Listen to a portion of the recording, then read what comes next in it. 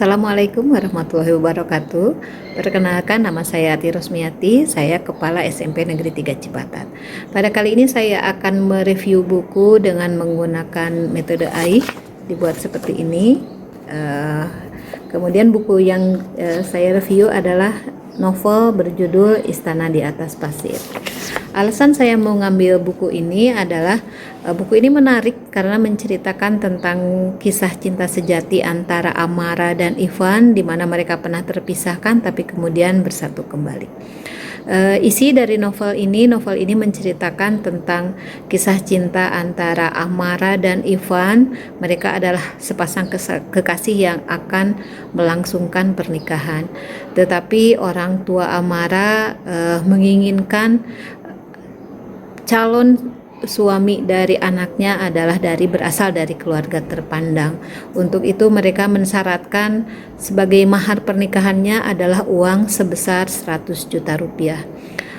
Sedangkan kondisi keuangan Ivan tidak memungkinkan untuk memenuhi mahar sebesar itu karena kondisi ekonomi Ivan sedang tidak baik-baik saja. Semenjak ibunya meninggal, ayah Ivan sakit-sakitan. Kemudian Ivan belum siap melanjutkan perusahaannya sehingga perusahaannya menjadi bangkrut. Karena Ivan tidak bisa memenuhi permintaan orang tua Amara, Amara diminta untuk meninggalkan Ivan. 1 bulan setelah perpisahan dengan Ivan, banyak laki-laki yang mendekati Amara, tetapi tidak ada satupun yang membuat Amara tertarik karena di dalam hatinya hanya ada Ivan. Begitupun Ivan. Ivan harus menelan pil pahit karena dia kehilangan pekerjaan karena tidak fokus dalam bekerja, karena di dalam pikirannya hanya ada Amara. 4 bulan berlalu, Amara bertemu dengan seorang laki-laki yang membuatnya tertarik, yang bernama Adrik. Adrik ini berasal dari keluarga terpandang, dan Amara tidak bisa menolak ketika Adrik tiba-tiba melamarnya untuk mengajaknya menikah. Sedangkan Ivan mendapatkan pekerjaan baru dan dia sedang dekat juga dengan seorang wanita bernama Kia. Cantik, cerdas, dan yang utama dia dekat dan baik terhadap ayahnya yang sakit-sakitan. Dengan berjalannya waktu, Amara dan Adrik dikaruniai seorang putri yang bernama Malika. Sebenarnya kalau dilihat dari luar, Amara adalah wanita yang beruntung karena ia hidup sempurna dengan kehidupannya yang mewah, fasilitas yang lengkap. Tetapi di balik itu, Amara adalah wanita yang kesepian karena Adrik adalah laki-laki yang workaholic. Dia menganggap bahwa pekerjaan adalah sesuatu yang tidak bisa dia tinggalkan dengan alasan apapun. Dan kalaupun dia libur, dia pakai untuk tidur, bukan untuk bercanda dengan anak dan istrinya. Suatu ketika ada kejadian yang mengharuskan Malika masuk ICU dan keesokan harinya dioperasi. Tetapi Adrik tidak ada di tempat. Dia sedang ada meeting dengan kliennya di luar negeri.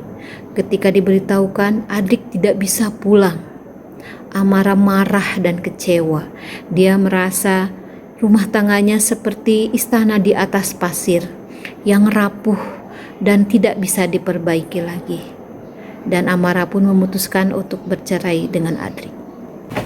Ketika Amara dan Malika sedang berjalan-jalan, tidak sengaja mereka bertemu dengan laki-laki yang dulu pernah mengisi hatinya, Ivan.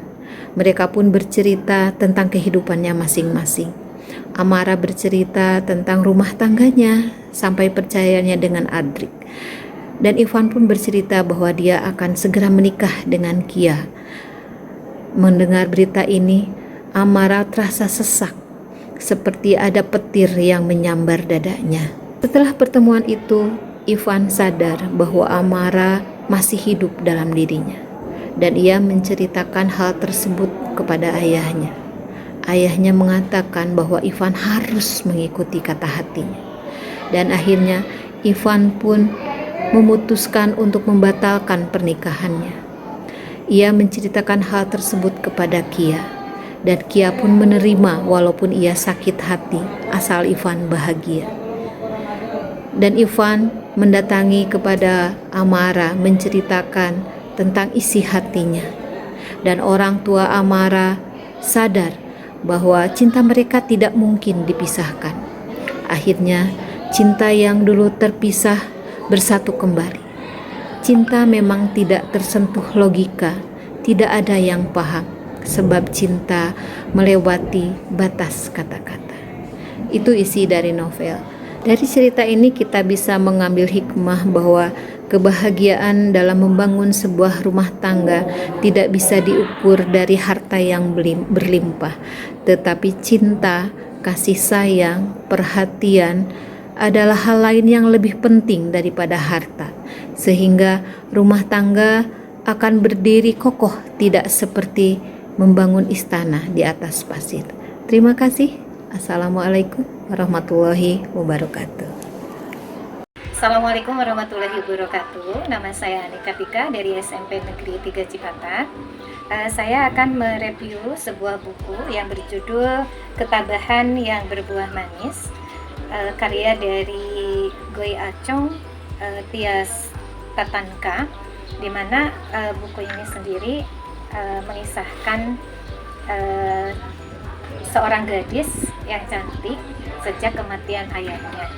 Nah, di sini kenapa buku ini saya jadikan jadikan cerita ataupun jadi membaca gitu ya, karena alasannya dalam buku ini sendiri banyak sekali motivasi dan inspirasi bagi seorang anak dan seorang ibu yang ditinggalkan ayah dan atau suaminya karena mengidap penyakit yang sangat mematikan.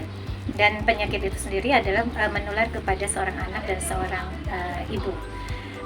Hikmah isi dari buku ini sendiri adalah mengisahkan seorang ibu dan seorang anak yang mengidap penyakit yang belum ada obatnya, yaitu adalah penyakit AIDS yang ditularkan dari seorang ayah, di mana ia setiap hari harus meminum obat itu sendiri, bahwa dia tahu bahwa dia itu sendiri adalah mengidap penyakit AIDS itu sendiri, dan banyak sekali masyarakat yang mengucilkan dari seorang anak dan seorang ibu.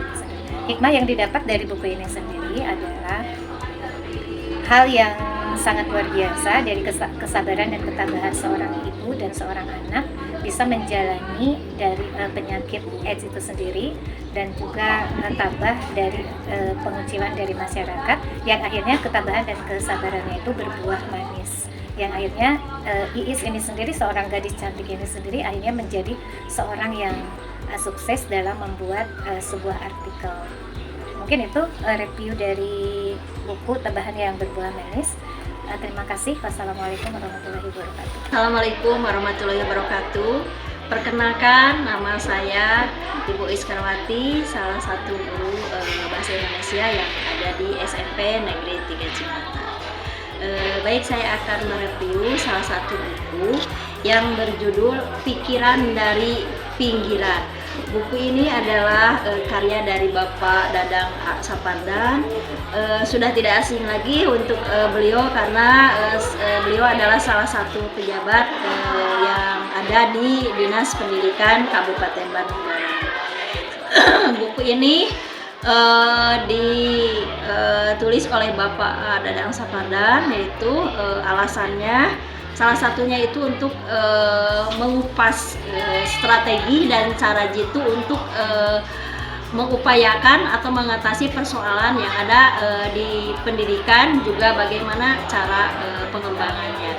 Adapun cara-cara yang menarik di sini adalah bagaimana cara-cara untuk memperbaiki pendidikan di lingkungan Kabupaten Bandung. Buku ini juga meramu dan menyodorkan pikiran dengan berbagai langkah untuk mendorong sekolah menjadi lembaga yang mengedepankan pelayanan dan perbaikan. Itu sebagai alasan mengapa saya memilih buku ini. Adapun isi dari buku yang berjudul Pikiran dari Pinggiran ini, yaitu mengungkapkan pikiran dan pandangan kita tentang tata kelola dari sisi birokratis pendidikan. Buku ini juga mengikuti salah satu upaya dan memberikan pemahaman dan persoalan juga perkembangan pada pengelolaan pendidikan mikro atau yang ada di satuan pendidikan. Terus kebijakan yang diterapkan dalam upaya meningkatkan kualitas pendidikan yang didasari oleh fenomena faktual yang tengah berkembang di satuan pendidikan. Terus hikmah atau manfaat dari membaca buku pikiran dari pinggiran ini diharapkan semua pembaca buku ini menjadi penambah wawasan dan pencerahan kepada para pejabat struktural maupun pejabat fungsional. Semoga Allah Subhanahu wa Ta'ala memberikan dan membimbing kita semua agar dapat bergumul dan berjuang dalam mengupayakan peningkatan mutu pendidikan, terutama dalam menyiapkan generasi masa depan yang tangguh dan berkompeten. Mungkin itu hasil review sekilas tentang buku karya Bapak Dadang Kasapadan ini. Mudah-mudahan bermanfaat bagi kita semua. Akhir kata dari saya, Assalamualaikum warahmatullahi wabarakatuh. Assalamualaikum warahmatullahi wabarakatuh. Saya Rini Gustini, guru dari SMP Negeri 3 Cipatat. Pada kesempatan hari ini, saya akan mereview sebuah novel yang berjudul Kisahku yang Indah karya Rosiska CH. Novel ini merupakan novel anak yang diciptakan oleh seorang siswa dari salah satu SMP di daerah Tegal. Novel ini sangat cocok dibaca kalangan umum, terutama bagi anak-anak yang usianya tidak beda jauh dengan pengarang dari novel ini. Novel ini menceritakan tentang kisah dari Rosiska. Dia menceritakan tentang kisah dia, tentang keseharian dia ketika dia masih di sekolah dasar di Bandung 1. Terus novel ini menceritakan tentang ketika Rosiska mulai masuk di SMP 7 Tegal. Juga menceritakan tentang kisah keseharian dia bersama orang-orang terdekatnya, yaitu bersama mamahnya dan juga bersama teman-teman di sekolahnya. Selain keseharian di sekolahnya, kisah ini juga menceritakan ketika Rosiska melaksanakan kemah di sekolahnya, melaksanakan liburan dan juga berpetualang bersama teman-teman yang berada di lingkungan sekitarnya. Rosiska ini dia seorang anak yang sangat menyukai novel dan juga buku cerita. Dia rajin membaca. Mudah-mudahan banyak anak-anak di kalangan usianya yang terinspirasi dari novel ini. Terima kasih. Itulah review dari buku novel yang berjudul Kisahku yang Indah karya Rosiska CH. Terima kasih. Assalamualaikum warahmatullahi wabarakatuh. Assalamualaikum warahmatullahi wabarakatuh. Saya Yeti Nawati, guru bahasa Indonesia di SMP Negeri 3 Cipatat.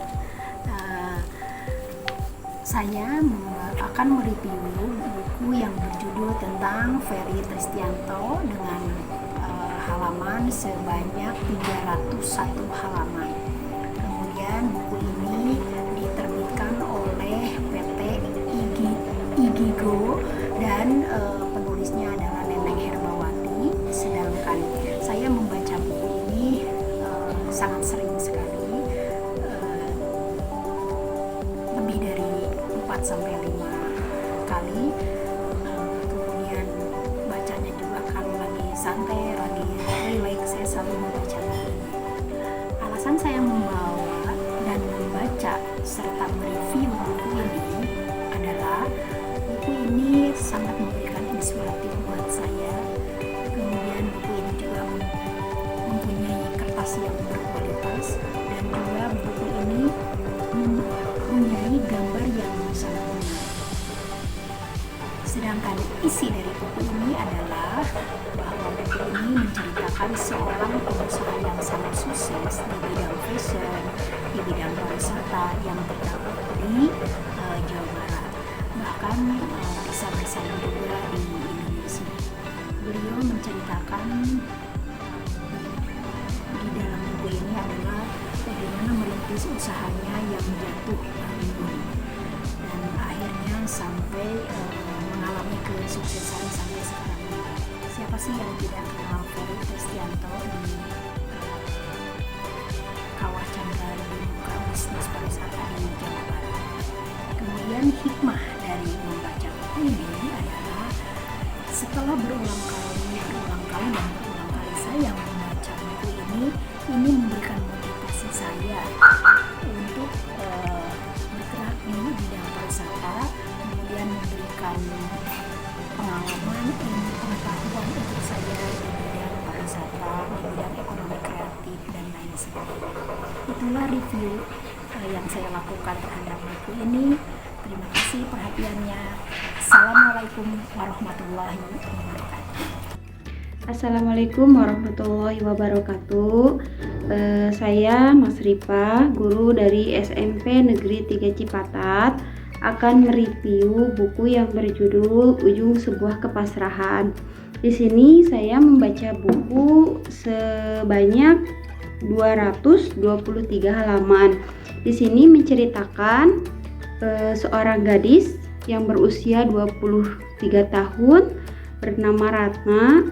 Ia merupakan anak tunggal dan ia mempunyai seorang adik 12 orang.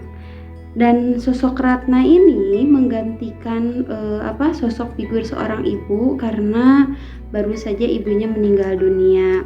Nah, sedangkan ayahnya sibuk dengan bisnisnya di kantor. Nah, Ratna ini merupakan seseorang yang memang sifatnya itu agak membangkang karena di sini ayahnya akan menjodohkan ia dengan laki-laki pilihan ayahnya, yaitu dengan seorang anak dari sahabat mendiang ayahnya yang sudah meninggal.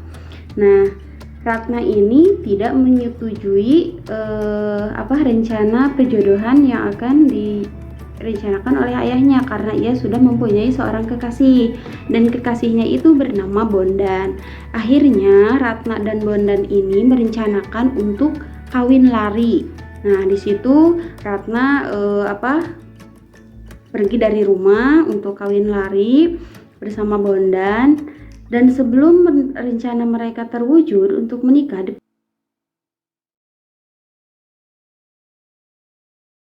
nama saya Gina Sapolina dari kelas 7C.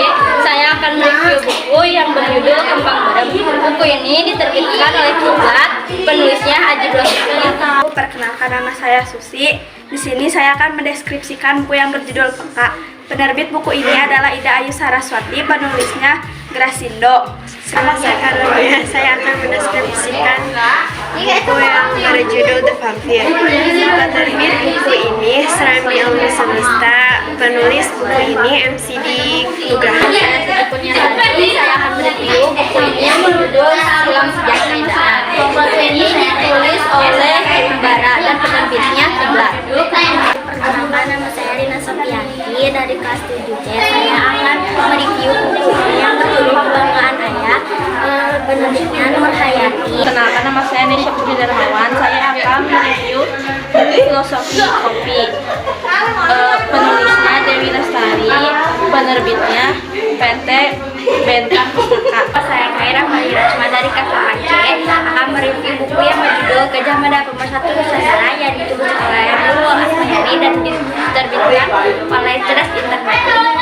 Perkenalkan, nama saya Pujan Rizkia dari kelas 8B. Saya ingin review buku yang berjudul Pintu Waktu yang ditulis oleh Darul Nugraha dan diterbitkan oleh Erlangga Kids. Awal dari kelas 8B, saya akan mereview buku Pindah ke Sarajevo. Penulisnya Rina Santi dan penerbitnya Puspa Populer. Saya Julia Fanatik, saya dari kelas 8A. Di sini saya akan mereview buku yang berjudul Misteri Filsafat yang ditulis oleh Firman B. Kusuma dan diterbitkan oleh Angkasa. Nama saya Intan Silawati.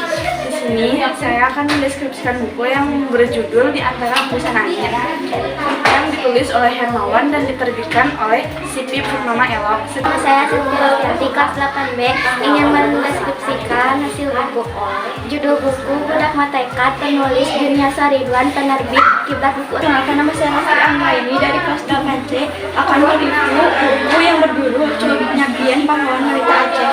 Penerbit dari buku ini adalah Swadaya Group dan penulisnya adalah Uni Utami. Saya Rianti dari kelas 8C. Saya akan mendeskripsikan buku yang berjudul Muhammad Toha Pahlawan Bandung Selatan yang ditulis oleh Min Resmana dan diterbitkan oleh Kiblat Buku Utama. Saya Noviati dari kelas 8C akan mendeskripsikan buku yang berjudul Pangeran Diponegoro Singaun Mataram.